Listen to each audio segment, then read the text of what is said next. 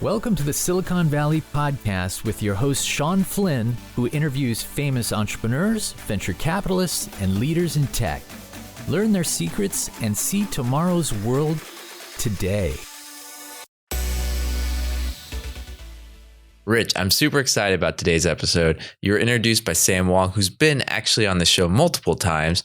He's one of our audience's favorites. He's given such amazing advice. So you're going to have to give us at least that caliber. So nothing to live up for, don't be nervous at all. But no, with your background, I mean, I've done a ton of research before this episode. It's spectacular. But for our audience, can you give them a little bit of background of your career up until this point? Sure. First of all, it's great to be on this show with you, Sean. Any friend of Sam's is a friend of mine, and I will try to live up to his high bar that he's established. So my name is Rich HUA, and I currently serve as the worldwide head of epic leadership at Amazon. I'm also an innovation evangelist. And those are sort of some interesting, fancy terms. I will tell you a little more about what they actually mean in the days in sort of the moments to come here. But my career journey is actually really interesting. Certainly now I work at Amazon, high-tech company. I've been in business development and sales for the last 10 years. But before that, I actually spent 23 years as an evangelist and a minister and a missionary. So I actually served for 3 years in the Philippines and then here in the Bay Area for another 20 years, essentially giving talks and giving speeches and counseling and helping people with their spiritual and emotional lives to help them, be happier and have more successful relationships and just succeed in life. So did that for, like I said, about 23 years. And then about 10 years ago, I made a big pivot back into the corporate world. And it's really kind of a fascinating story. I basically decided that I wanted to be a sales engineer because I have an engineering background from Cal, and I also enjoy talking to people and sales. And so I had basically this amount of experience in sales engineering, literally zero. But a friend of mine introduced me to a hiring manager at Oracle. And he told the hiring manager, you need to talk to my friend Rich. He's really smart. I think he'd be great. And the hiring manager said, oh, great. Well, what's he been doing? What experiences does he have? And my friend basically said, don't worry about it. Just talk to him. I think you'll really like him. So anyway, I talked to the guy on the phone. And he basically says, okay, here's the role. Are you interested? I said, sure. And he goes, well, what have you been doing? I said, well, I've been an evangelist and minister for the last 23 years. Silence. For literally 30 seconds.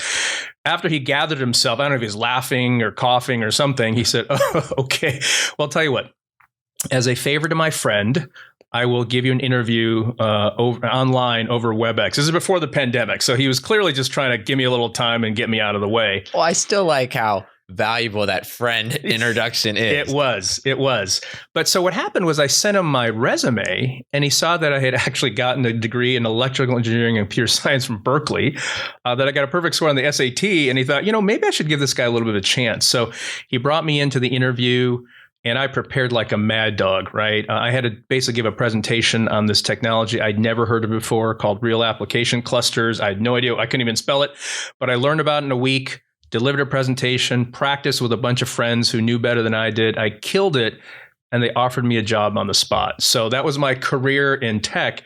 I'm super grateful for Ali Niazi, actually, that's his name. He offered me a job, and I did that for a few years, became a manager very quickly because I had a lot of leadership experience. And then after 4 years of that, I moved to AWS and started in sales and did business development. And now I'm in the role I'm at now. So it's been kind of an orthogonal, non-traditional path for sure. We got to go over this career path. And first off, I'm not sure if anyone else caught it, but it piqued my interest when you said perfect score on your SATs. Yeah, I did. Was it one of those things where you studied for years for it, or just, I'm taking this and, I passed it at perfect score? Yeah, it was not by accident. I actually studied really hard for it. I'm above average smart, but I'm not a genius by any stretch, right? But I work really, really hard and I was super determined. And so I took a lot of practice tests and I basically memorized the 5,000 most commonly found words in the SAT, all of their definitions. And so when I took it, it actually felt like it was kind of easy. And I didn't think I missed anything, but I was a little unsure about a couple of questions. So I was pleasantly surprised when I actually got a perfect score. And, what's interesting is I really focus on my cognitive side and I really highly developed that. But the reality is I found that that only gets you so far, and that the emotional intelligence side was the part that was going to actually take me even farther. And I will say my IQ got Ali to give me an interview, but it was my EQ that actually helped me get the job and then very quickly become a manager. And so I'll tell more about that also, if, as we talk. Okay, so going back, electrical engineer, computer science, UC Berkeley. Yes. Pretty impressive right there. Then after corporate world, then what did you do in that corporate world? I'm curious, I guess, going in the evangelic route, was it something that happened in the corporate world, or was it just, it didn't feel like the right place for you? Why go there and then that other transition? Yeah. So when I was getting my degree at Berkeley, I essentially had sort of an epiphany, a spiritual transformation, if you will. And I thought, I love technology, I love engineering, but I really would rather work with people. Like, I feel like it's more satisfying and meaningful.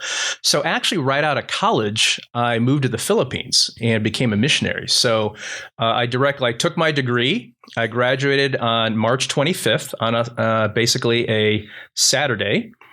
And then I got married on March 26th, which was a Sunday. And then 2 weeks later, my wife and I were living in the Philippines as missionaries. And, okay. I was worried that you met the person in the Philippines and it was on arrival and then 2 days later. No, not quite like that. I'd known her for about a year and a half, but we got married and we both had a passion to be able to help people. So it was a grand adventure. It was marriage and missionary work all at the same time. So it was really quite exciting. Okay, but 23 years, don't most people get burnt out after a year or two? How'd you last that long? Yeah, a lot of it was the meaningfulness of the work. Like, the research has actually found that people don't get burned out because it's hard. People don't get burned out because it's tiring. There are a lot of jobs that are like that. People get burned out because they're failing to connect the meaningfulness and joy of what they're doing with all the hard work. And so a lot of people do is they try to reduce the amount of work, which is one strategy. But increasing the meaning is actually a more powerful strategy. So it's very meaningful for us. We loved it. We enjoyed it. Just seeing people's lives change, marriages repaired, estranged family members, get reconnected. Just amazingly meaningful. So the reason we actually stepped out of the ministry is because my wife's health actually took a turn for the worse. There's just some strange things going on that we needed to take some time to figure out. And we felt like we couldn't really continue doing that full time. So we made a pivot, into the corporate world.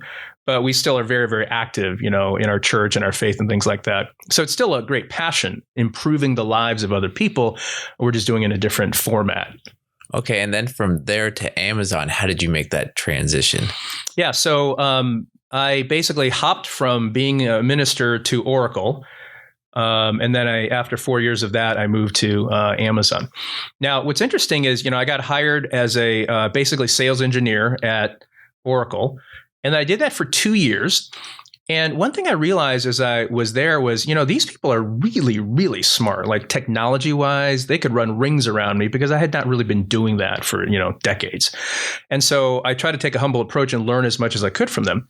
But I also saw that there was a gap where their interpersonal skills, their communication skills, their ability to have empathy for people around them, could use some improvement. So I started basically delivering trainings to help them improve their ability to ask questions, understand what people are thinking and feeling, work with their colleagues, just be better at their job from what some people would call a soft skills perspective. But, we all know soft skills are actually hard to do. And so I really helped improve and elevate the performance and skill set of my colleagues. So 2 years into that, an open position came up to be a manager. And so it was somebody had been there for 10 years. Another person had been there for 12 years. They were both principals.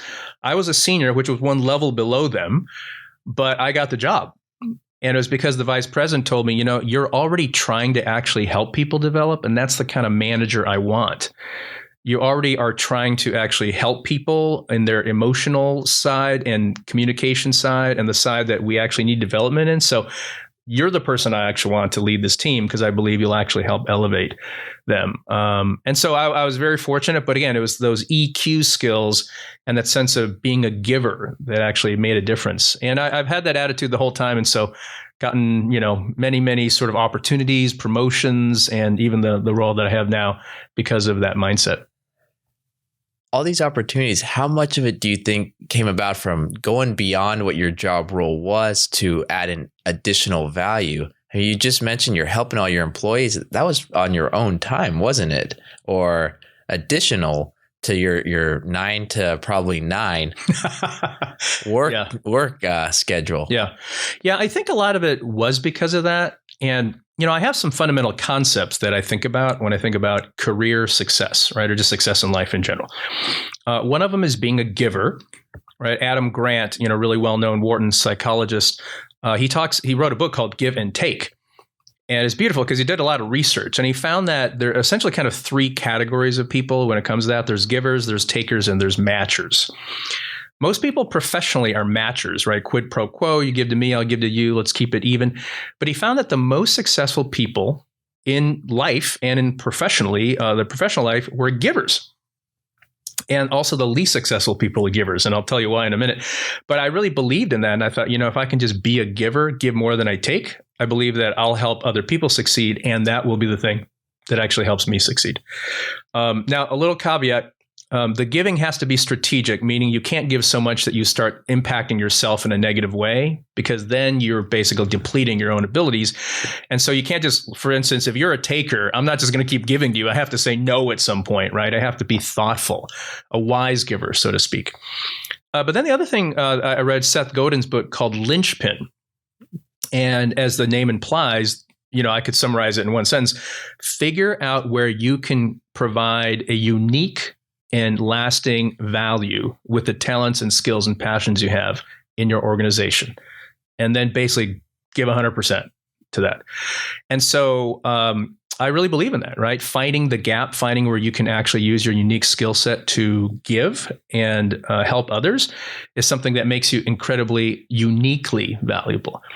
And so when I went to Oracle, I looked around and said, my unique value is definitely not my technology knowledge, because I'm like way below everyone else due to experience.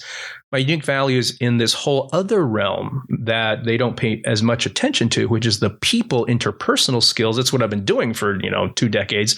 So that's how I can be a linchpin in the organization. And the same has happened at AWS, public speaking, talking about emotional intelligence, leadership development. These are all areas I found gaps where I could really go in and add some unique and, outsized value. And let's talk about that. So Oracle, then Amazon. Why leave Oracle? Why not stay there for 20, 30 years? Most people, not most, but some people in those companies, they last a long time in that pathway. Yeah. I will say this. First of all, I was super grateful for the opportunity that somebody took a chance on me and actually hired me, right? I mean, just, really, if you kind of look at it from an external perspective, we're going to hire this minister as a pre-sales engineer, and actually not just entry level, but a senior pre-sales engineer, because he's got all this experience. So I'm super grateful to Ali, Kwesi, and Mary. They're the 3 people on my interview, sort of panel. And they offered me a job on the spot. So I was very, very grateful for that. And my colleagues were amazing. I learned a ton. But, Oracle is sort of known as a great place to learn, to develop skills. I mean, if you go in there and the number one thing you really want to do is learn and, sort of cut your teeth, amazing. Long term, there are just some things I didn't feel like was a good fit, right? I actually wanted to be able to serve our customers in a deeper way. I wanted to be able to work in sort of more advanced technologies. And I also wanted more opportunities to sort of grow my a broader understanding of sort of the technical landscape that I feel like wasn't necessarily there. So when I got the opportunity to go to AWS, I jumped at it. And it's interesting because I think most people know that Oracle does not necessarily have the greatest reputation for serving their customers, even though, I definitely try to do that. But, the audits and other sort of things can be a little bit not so customer centric. And so moving to AWS, which was incredibly customer centric, was really quite meaningful. I do remember there would be people from Oracle who would call customers And unfortunately, what happened is they just got audited. So they would basically just start swearing at the person, just call them and, say all sorts of words I cannot repeat on this podcast. And then you go to AWS and you call customers and they're like, oh my goodness, thank you so much for calling me. I had no idea I even had an account manager. Let me tell you about everything I'm doing. I mean, night and day, right? And that's the result of being very customer centric versus maybe not so much. The response is just, really, really amazing. How can other companies learn from that about being customer focused instead of being business competitors? Yeah. So that leads me to actually sort of one fundamental philosophy that Amazon has, right? I have the privilege of being a culture of innovation ambassador, which means I deliver talks to, senior leaders from all over the world about Amazon's innovation culture, thousands, right, who've come through the Silicon Valley. And so a very fundamental thing we believe is that innovation should begin with a customer. And we work backwards from that. We think about what customers need, what customers want, what the challenges are, what can we solve, and then that's what drives our innovation. And the advantage of that is that customers are always wonderfully, beautifully dissatisfied, right? I mean, think about anybody who's given their kids or their nieces or their nephews a Christmas present. It is, now the first part of the next year. Very unlikely they're still super thrilled with that present a few months later. They're wonderfully dissatisfied. And customers are that way as well. So when you're competitor focused, or you're business paradigm focused, or technology focused, or whatever, you don't really always have to change. Right? If you're a competitor focused, you're beating your competitor, they don't do anything different. Well, you don't have to either. Really, there's not a whole lot of motivation. But when you're focused on your customer, there's always a reason to change because they're not going to be happy today with what you gave them yesterday or the month before. And so there's a natural built-in driver to be innovative. And that's essentially what's happened for Amazon over the last 27 years because we're paying so much attention to our customers. And we're trying to be empathetic for them and invent on their behalf. Those things have really driven an intense level of innovation that continues to go forward even today. And while doing some research for this podcast, I saw a presentation that you gave where you mentioned day one of the internet. Can you tell us what day one, what that actually means? Yes. So day one is a phrase from Jeff Bezos's very first shareholder letter, right, back in the late 90s. And he basically said in the first sentence of the second paragraph, this is day one for the internet. And that day one mentality is something that we've continued to strive to have in Amazon. It's this idea that we're always evolving. We're always growing. We're always learning. We've never arrived, right? You get the idea. You're constantly moving forward and trying to invent and improve. Carol Dweck obviously has done some great research at Stanford on the growth mindset. Right? It's this idea that I'm always growing, I'm never done, versus like, say, a fixed mindset. And so we really try to keep that as part of our culture. And so, easier to do when you have 20, 200, 2,000 people. Now with 1.6 million, a little more difficult, but we really want to keep that. Now, somebody asked Jeff a little while back, hey, what does day two look like? And he sat there and he said, well, day two is stasis, followed by irrelevance, followed by excruciating, painful decline, followed by death. And that's why it's always day one. And of course, I think he got a standing ovation for that one. He didn't pull that out of his pocket. I mean, he probably thought about that one. But that's the truth, right? I mean, you think about day one companies versus day two companies. I mean, you can look around and pretty quickly ascertain which is which. Right. Day two companies really don't have a whole lot of new innovation. They're just trying to milk more revenue from their current customers. Any new innovation is through acquisitions. You don't really look at them and go, oh, they're this company that's created X, Y, or Z, creating more value, right, for the world at large or the industry. And they may be around for decades, but they are on a decline and die they will because they're increasingly irrelevant, right? And so we don't want to ever be a day two company. Now, the reality is there's no guarantee. And so we're actually a little paranoid about that. Like we really do not want to be that because so many other companies have done that. So we really want to strive to be day one in our mentality, in our culture for, as long as we possibly can. And Amazon has this, I mean, at least when I picture Amazon, I picture always innovating, innovation over, just constantly creating. The 4 pillars of innovation at Amazon, what are they? How can other companies learn from them? Can you give us a little bit of description background? Yeah, sure. And this is something I talk to leaders about. And so, it's called our sort of unique, even maybe peculiar culture of innovation. And the first thing I'll say is that this is our particular culture. So it's not necessarily for everyone. It's not the only one that works. There are plenty of other great, amazing cultures out there that are very innovative. But this is our particular brand of it from our DNA, right? So there are 4 pillars. The first is essentially sort of the people. We just call that the actual cultural component. It's the people we hire. It's the kind of people we, expect to have at Amazon. And that's based on our leadership principles, right? You can look it up on the internet. There's 16 of them, but it really all begins with customer obsession. And then things like insist on the highest standards, bias for action, dive deep, earn trust, and then, deliver results. Right. And so there's that sort of idea we really want a certain kind of person to work there. And it's a high performing person who actually really, really cares about customers and are willing to do things on their behalf.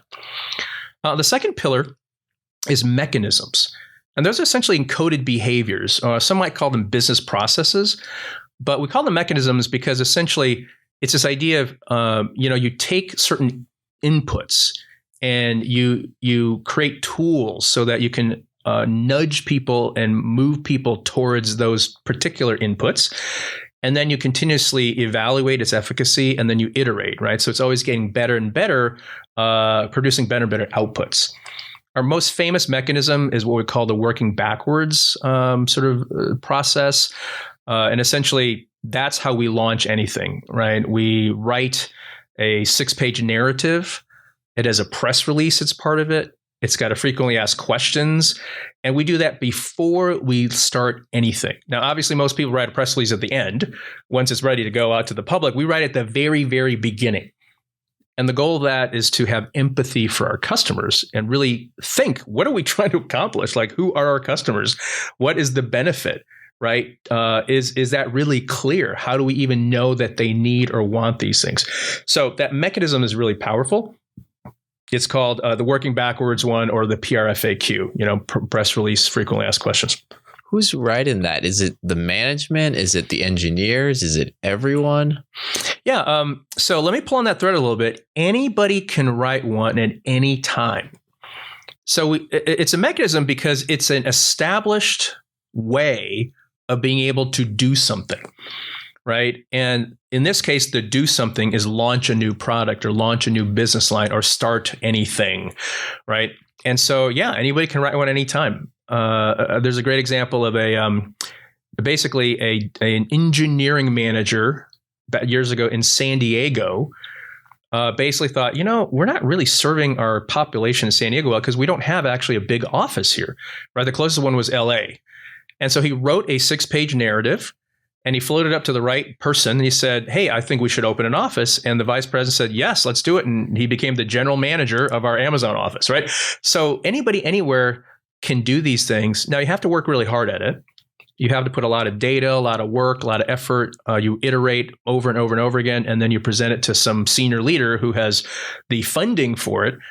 But that is actually our mechanism for being able to launch new things. And I did that myself to launch the Epic Leadership Program, which I'll talk about, whenever we get there. But went through that exact same process. People said, yes, thumbs up. Here's your head count, hire a team, let's get going. Now, is this something, I mean, you make it sound so easy. Is this something that just happens over, cocktails, after hours, or is this 6-month process, 1-year process? Yeah. So it is definitely an involved process. It is simple, but it's definitely not easy. It's simple in that you write the document, you bring it to the right people, you basically all read it, and then you basically give the thumbs up, thumbs down, or bring back a better version, right? But to get there, it is a multi-month process because what you need to do is you need to really dive deep into answering the questions, right? There's some fundamental ones like, who is the customer? what is the customer problem or opportunity, right? How do you know what data points do you actually have that the customer actually wants or needs these things, right? What is the customer experience actually going to be like, right? So all these things have to be answered. And most people write this document and rewrite it about 30 or 40 times before they feel like they're confident enough to be able to bring it to, say, some senior leadership person or Andy Jassy or Jeff Bezos or some VP who can fund it, right? So it's a multi-month process for sure. And one thing I will say is that it's a little peculiar because, most people, when they make proposals, they want to launch something, they use PowerPoints, right? I'm going to gesticulate and convince you to do this. We actually are doing the exact sort of opposite of that. We want ideas to stand on their own merit. We want it to be well thought out and researched.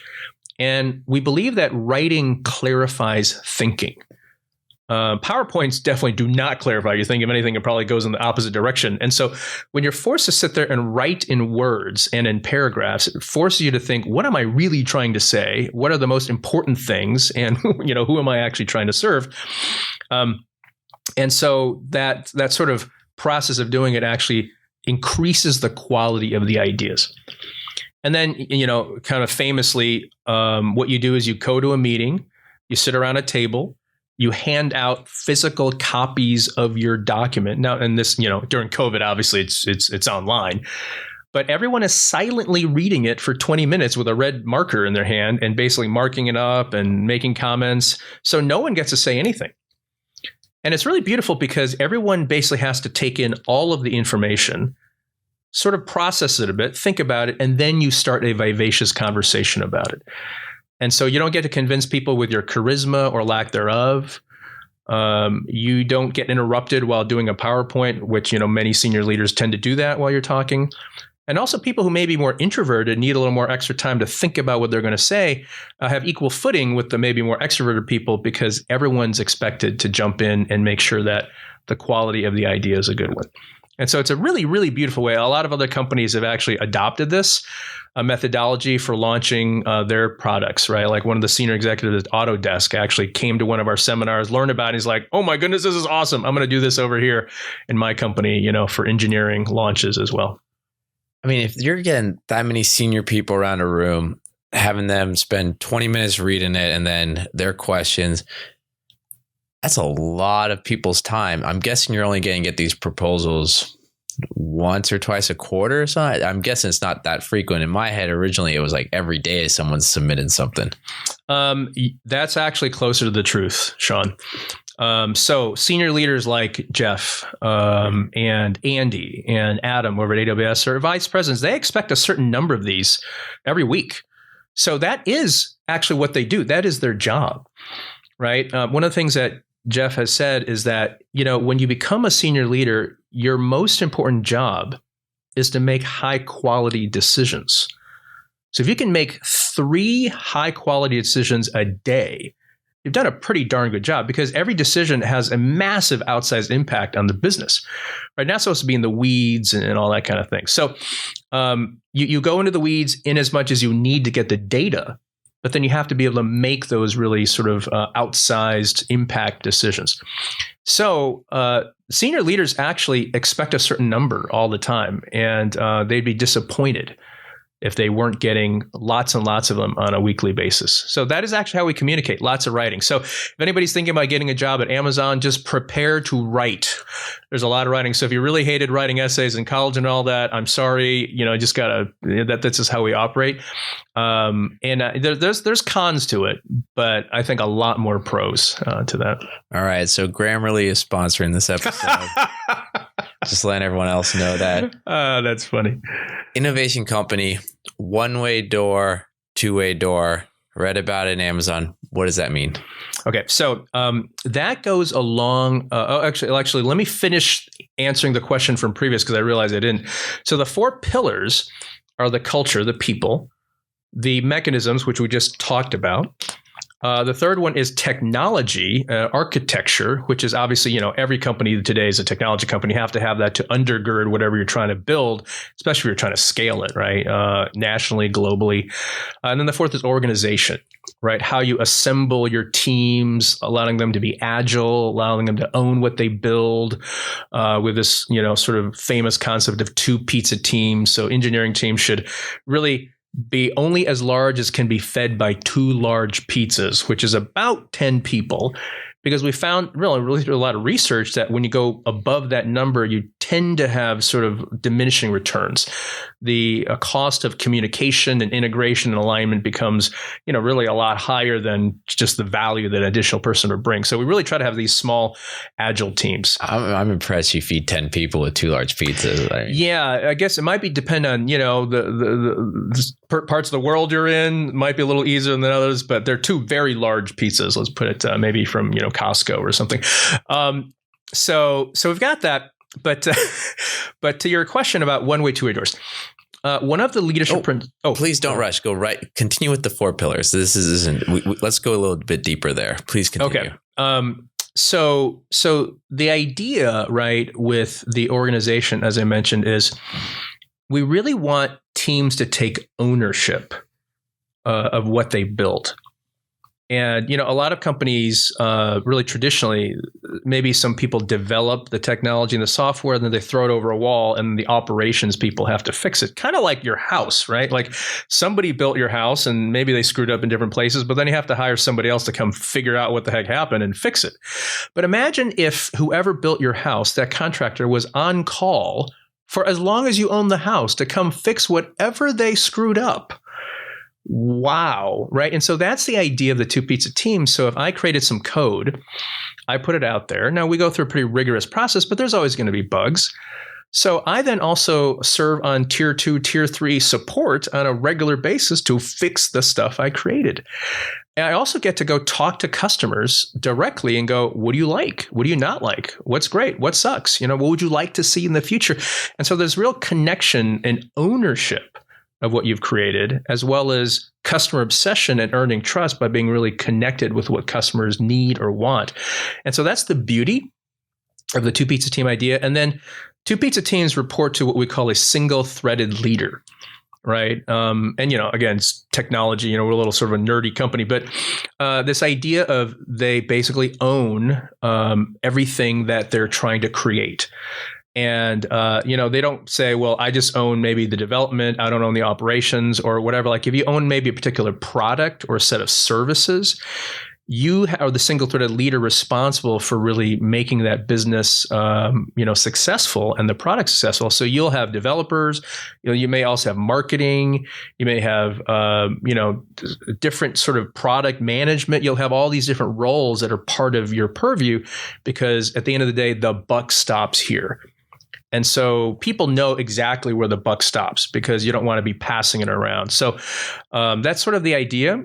And if a product or service grows in size, instead of making the team size larger, we'll add another 2 pizza team. And we'll basically break up the components of it so that, let's say I worked with Aurora database, right? I did that for quite a few years. If maybe, it expands and we add a new feature like, global replication, instead of just adding more people into the general team, we'll have a separate team that will take over that particular set of functionality so that they can own that. Right. And so that idea really allows us to be able to, again, have each team really own what they build and also be agile at the same time. What are your thoughts of the 2 pizza company? Well, the 2 pizza company actually is really every startup, right? Maybe 1 pizza company, maybe one cup of water company, right? So the reason we have 1 cup of water, 1 person, right? 1 person company. So the reason we came up with this 2 pizza team idea is because we wanted to keep a startup feel and sense of making things happen quickly. And so if you only have 10 people in your startup, well, that's actually a really good number, right? because you're all very much owning what you're building, and the buck really stops with you because there's no one else to go to. The challenge is when you become a 100-person, 1,000-person, million-person company, to be able to keep that sense of innovation, entrepreneurship, and startup feeling while having massive numbers. And so this is a way of being able to do that. Okay, now let's go to the 1 door, 2 door. Yes. What does that mean? So this goes along with one of our leadership principles, which is bias for action.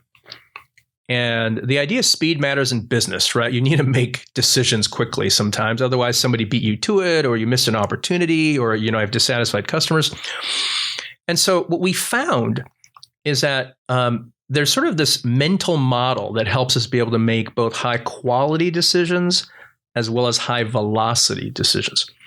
Right. And so high quality means you really need to think long and hard because the ramifications are pretty galactic. Right. And so we would call those a one-way door, because you walk through, the door closed, it's sort of locked, and you can't go back out. So you better decide if you really want to be in that room. Right. Whereas a two-way door means you go through, you try it out. If you don't like it, doesn't work out, walk right back out. It's fully reversible. So one-way door is irreversible. Two-way door is reversible. And what we found is that a lot of companies think of all their decisions as one-way doors. And so it really slows down their innovation. They're like, okay, we got to debate, we got to talk. They talk about it for 6 months, by then the opportunity is really kind of gone. So how can you actually make really quality decisions when it truly is a one-way door versus make very quick decisions when it's a two-way door? And that is by separating it out at the very beginning. So before any decision, you actually have to have a meta decision. Is this a reversible or an irreversible? Right? So for example, building a data center in a new city. Well, that's kind of irreversible. Like once you spend all that money to do it, you're not going back on that, right? So that's going to take months or years of planning, lots and lots of documents and all that. Makes sense. But let's say we want to offer a new feature on the mobile app. Well, that's totally a two-way door, right? So we can try it out. We can even try it out with a limited population, living in a particular geography or a certain set of customers, and see if it works, and then expand that, as it's successful or it's not, right? And so realizing that makes a big difference. So one of the things we actually say is, if you have a two-way door decision and you are 60 to 70% sure it's going to work, well, you've already waited too long. You should have been through that door a while back, right? Like, go for it. And so that does actually help us actually be really innovative. That does help us be, really innovative, because we get to, make lots and lots of great decisions over here and try them out and experiment, while also lowering the cost of failure, for like the really galactic type of decisions.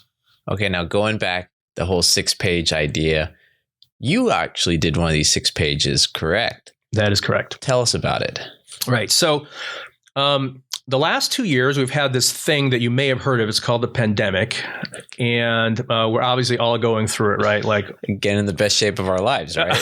Something like that. So basically, I've been very interested in emotional intelligence for decades, right? While I was an evangelist, I actually created a program for my congregation. This is, 15 years ago. And I trained thousands of people in it. I saw it had incredibly, great benefit for everybody, everyone from C-level executives to brand new people in the workforce to, kids in college. And so I'm very passionate about it. And that's because I needed to develop it in my own life. Like, I grew up with very, very low emotional intelligence. Let's just say no one would have ever accused me of having any for the first 20 years of my life. And so, I was working only on the cognitive side, right? So because I didn't have many friends, I had a lot of time to study for the SAT. So the fact is, I pushed all that. And then when I got married, my wife really insisted that I grow in my emotional connection skills. Go figure, right? She's like, I really want you to be more of a human than a Vulcan. So let's work on this. And she really helped me a lot. And then I found that there's this entire field of research, right? And skills. And Daniel Goleman obviously is a big luminary in that field. So I read his books, read a lot of others, got a lot of coaching, helped me a ton. And then I started sharing with others.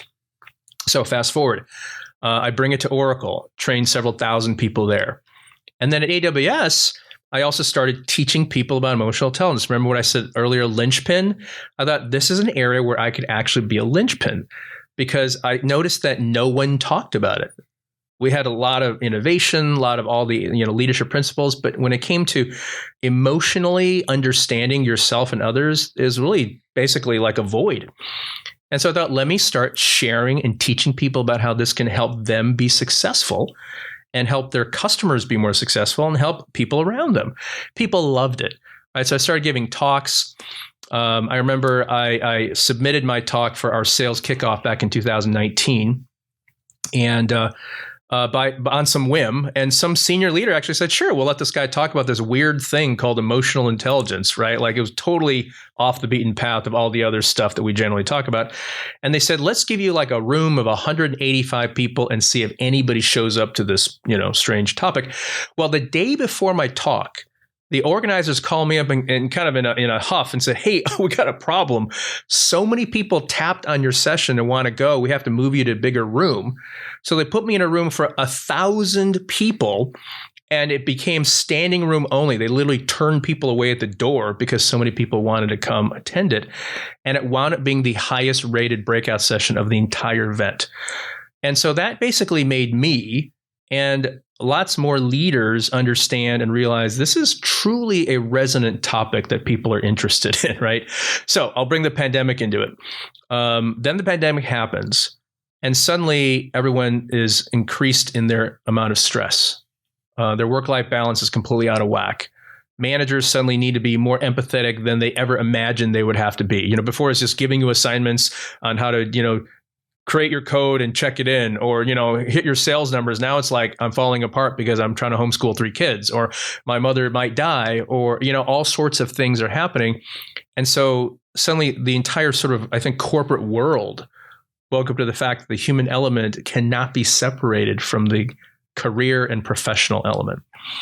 And as I began giving talks and did more and more of them, more and more people came to me and said, "I'd like to join your initiative." I call it the EQ at Amazon initiative. And so we formed this group of several hundred what I call EQ champions that are across all of Amazon, across all geographies globally, who help me to spread the word. We practice, we grow in, and we share emotional intelligence skills. And so over the past 2.5, 3 years, we've actually delivered emotional intelligence training to over 120,000 Amazonians who've heard our keynote talk, deeper trainings, talks about resilience and stress management and empathy and, self-awareness and inclusion and diversity. I mean, we've talked about a lot of really relevant topics. And so fast forward to a few months ago, I said, I've been doing this off the side of my desk. I've been the global strategist for Aurora database. I would like to do this full time. So I wrote a narrative. I submitted it to my vice president, and he said, "Heck yeah, let's do it." And so he said, how many people do you want? How many do you need? We got a certain amount of headcount, hired my team. We're off to the races. So it's called the EPIC Leadership Program. And it stands for Leaders Who Lead with Empathy, Purpose, Inspiration, and Connection. EPIC. And it essentially is an emotionally and socially intelligent leader who can lead their team towards sustainable high performance and long-term success, both professionally and personally. I mean, who wouldn't want to work for a leader like that, right? And so that's the idea of being able to help elevate the emotional intelligence of all of our leaders, as well as the people who are not necessarily people managers, but we consider them leaders because at Amazon, we consider everybody a leader. So really, we're trying to impact over 1 million people at Amazon with the program.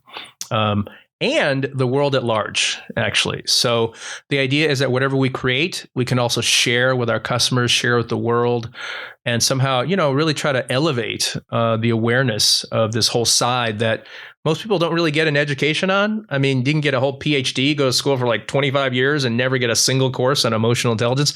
And the goal is to be able to share this because it can have such incredible benefit on really anybody. Speaking of sharing, and sharing this content with our listeners and our audience, most of our listeners, founders of companies, or they work with founders of companies. How does a founder kind of develop that mental, I want to say strength, to go through the stresses that are involved with starting a company? Yeah. Any techniques, any suggestions you could share? Yeah, there are many, but I'll sort of distill it down to a few things. I've done a lot of talks for founders and entrepreneurs, and it's really interesting because, Paul Graham, obviously we all know who he is, founder of Y Combinator. He wrote a really interesting article a few years ago, and his whole point was, what makes a successful founder? And his comment was, it's the myth in the valley that it's about intelligence and smarts. And he said, of course it's important, but once you're smart enough, it's not a differentiator. I mean, a lot of these people are smart enough. But after that, the key is determination. It's resilience. It's what Angela Duckworth might call grit, mental toughness. A lot of different names, but the whole point is you keep on going, even though times are really hard. You bounce back after setbacks. You don't get distracted and go off, do something else. And so that is squarely in the realm of emotional intelligence. Determination and all these things is not a cognitive skill. It is an emotional skill because you feel anxious, you feel discouraged, you feel angry, you feel afraid, and those things cause you to either give up or keep going. So with that context, one of the things that I found is that managing your internal state and especially unpleasant emotions and stress are one of the key factors to being able to do that, right? And so, foundationally, it's just kind of being aware of what you're actually experiencing, right? A lot of people don't even know what's going on inside, and so their emotions wind up hijacking them and working against them rather than for them, right? It's interesting, Brene Brown, which obviously a lot of people have probably heard of, she did research and found that the average person can name 3 emotions, right? Happy, sad, and pissed off. Like was the thing she said, AKA angry. She's like, oh my goodness, like that is not very helpful, right? Because there's so many other ones. And research has found that the more you can actually identify your emotions, the healthier you're going to be from an internal perspective, right? You're basically going to go to the doctor less, you're hospitalized less, and you're also less prone to alcoholism and aggressive behavior. I mean, it's kind of wild. So just even learning how to identify, right? Like my stomach is tight, I've sweaty palms, my heart is palpitating, right? I'm feeling anxious, I'm feeling nervous, I'm feeling afraid, or I'm feeling angry, or I'm feeling sad, or I'm feeling elated, or I'm feeling happy. Like just naming it actually gives you some power over it. And what most people do is they ignore it. And so it basically does weird things to them, as they're trying to either make a pitch or be creative or, figure out how to have a conversation with someone. So that's sort of fundamentally. One thing I will say, probably the single most popular technique that I've taught across Amazon is simply just breathing.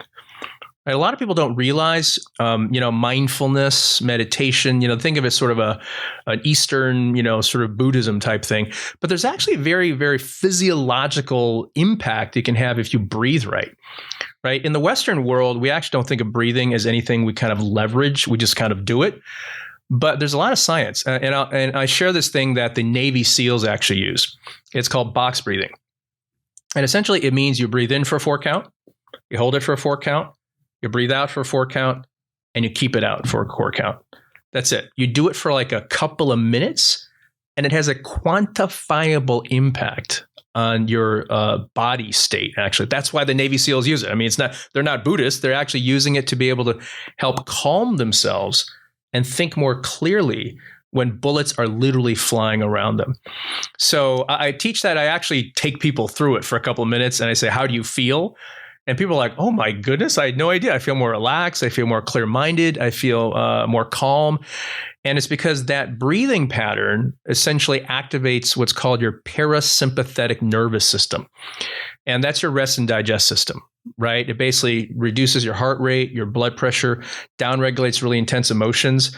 And so if you're feeling amped up and you're feeling really afraid and you're feeling really angry, one of the most powerful things you can do is just take a moment, close your eyes, breathe, do a box breath for a minute or two. Guarantee it makes a huge difference.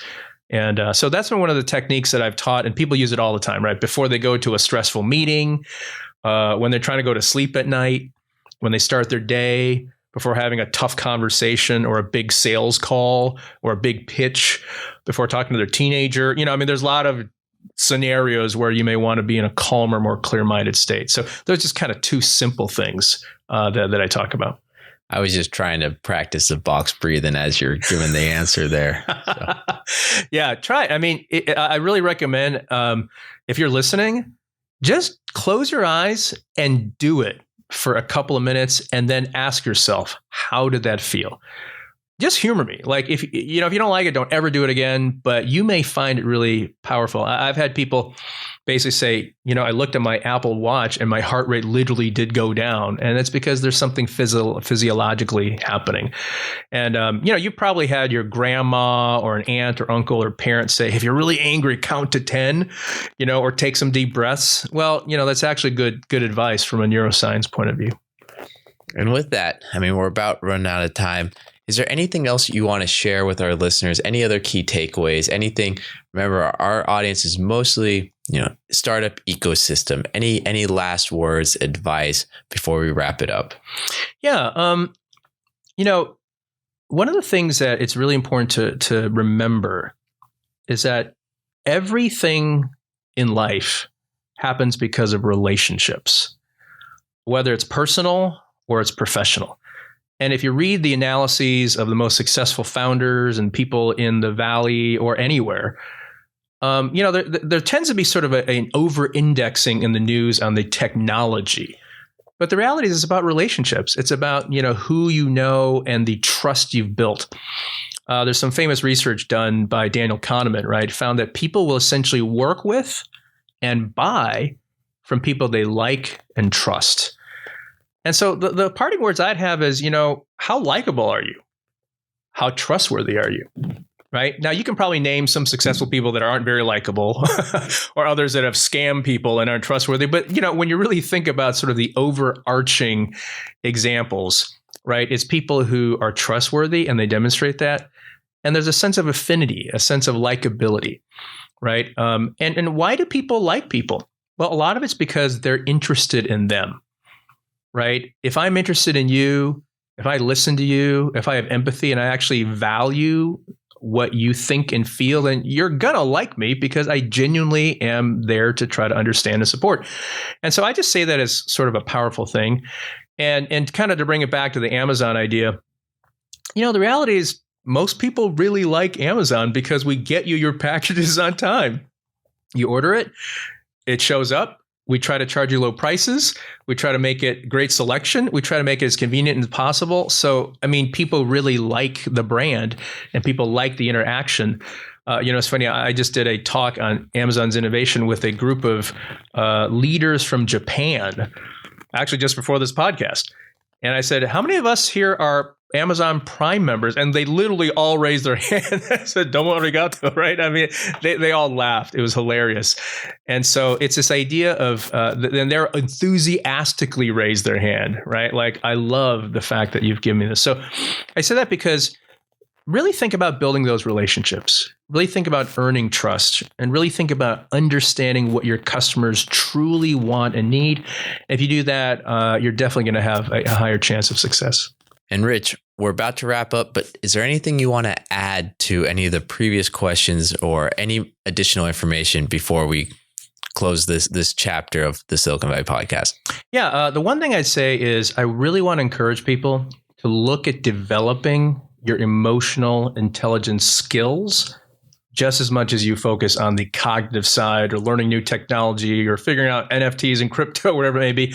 Those are important, but you're very likely smart enough. And so keep on learning the data and the information, but really work on this other side. Can make an outsized difference in your life. I actually have a website. It's richardhua, HUA.co, where, it's pretty basic, but it's got a lot of great resources like book recommendations, TED Talks, articles that will allow you to begin on that journey. Highly recommend Daniel Goleman's Emotional Intelligence. Mark Brackett has a great book called Permission to Feel. Travis Bradberry has one called EQ 2.0. Any of those three are actually great ways to start off on that journey. And I guarantee you, if you work on this, you will find a really outsized benefit to you and to the people around you, both professionally and personally in your life. So highly recommend it. One of the most enriching and powerful things that I believe people can do for themselves and for the people around them. Fantastic. And with that, we're going to wrap up this episode of the Silicon Valley Podcast. Check out our website, thesiliconvalleypodcast.com. And if you're listening to us on iTunes or any of the podcast platforms, please give us a very high review and share with your friends. It encourages us to create more content. And we're going to have all of Rich's contact information in the show notes. So check us out there. And for myself, if you're working with or interested in working with an investment banker for either an acquisition, for a merger, or possibly raise growth capital or secondaries, connect with me. My contact's in the show notes. Find me on LinkedIn, talk to me. And with that, Rich, I got to thank you, and I got to thank Sam Wong for the introduction, for coming today on the Silicon Valley Podcast. Thank you.